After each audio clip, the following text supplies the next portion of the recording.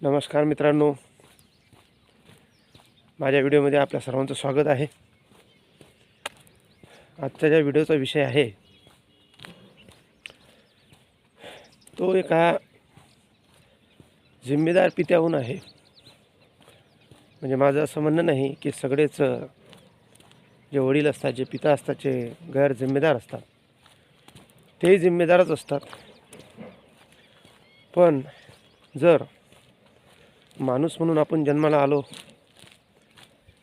तर माणसाला जित्याजी जर नरक बघायचं असेल तर मनुष्य आणि एक बाप म्हणून बघा.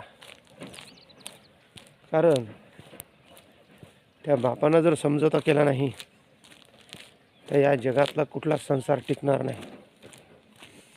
कारण की समझोता करणारा माणूस हा कमजोर नसतो, तर तो सगळ्यात ताकदवर व्यक्ती या दुनियामध्ये आहे. ज्याला आपण वडील म्हणतो, ज्याला आपण बाप म्हणतो, ज्याला आपण पप्पा म्हणतो, सगळ्यात ताकदवर माणूस आहे. लक्षात ठेवा, तो कोणत्याही परिस्थितीत डगमगत नाही. फक्त त्याला समजून घेणारे लोक कमी असतात. आणि काही मुलांना असं वाटते की आपले वडील आपल्याला बोलतात, काही महिलांना असं वाटते की आपला माणूस आम्हाला हमेशा टोकतो. त्यानं बाहेरची दुनिया बघितलेली असते, त्याला या दुनियाचा सगळाच अनुभव आलेला असतो, म्हणून तो तुम्हाला बोलत असतो. आणि जर माणसानं ह्या सगळी गोष्टी सहन करणं किंवा बोलणं बंद केल्या तर एकाही घराचा,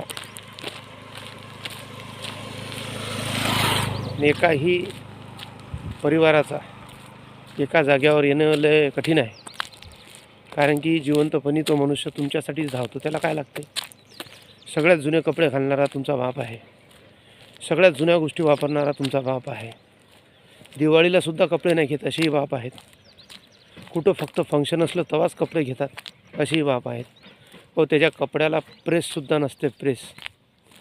त्याच्या पायात साधी चप्पलसुद्धा नसते, पण तो तुमच्यासाठी सर्व करते. म्हणून जर जितेजी नर्क बघायचं असेल तर बाप म्हणून बघा. बाप म्हणून एक दिवस वावरून बघा. मुलांच्या सुखसुविधेसाठी लोकांकडं हात पैसा पसरवणारा तो बाप असते.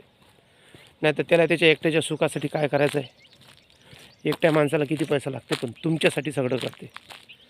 म्हणून त्या पित्याला, त्या बापाला कोटी कोटी अभिवादन. आणि आपल्या वडिलांची जितेची कदर करा. मेल्यानंतर पित्र करून काही फायदा नाही. जितेची कदर करा. चला, भेटूया नेक्स्ट व्हिडिओमध्ये.